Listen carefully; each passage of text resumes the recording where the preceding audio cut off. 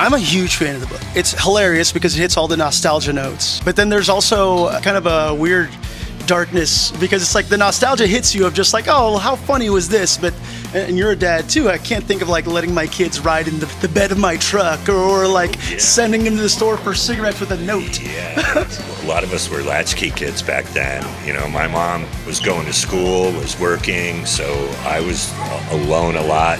And then I was living with my grandfather, and we depicted that, you know, and he had shit going on, and he didn't care what I was doing all day. So we were allowed to just kind of do whatever we want. I would ride my bike like 20 miles away from my house, like, and come home at the end of the night, you know, and my mom would be like, "What'd you do?" And I'm like, "Oh, nothing," you know, like, that's just how we all lived. And Rick had that in common too. Yeah. So we just use that as a jumping off. Did you work at a Taco Bell? Was that legit? Or? I worked at every fast food place. I worked at McDonald's twice.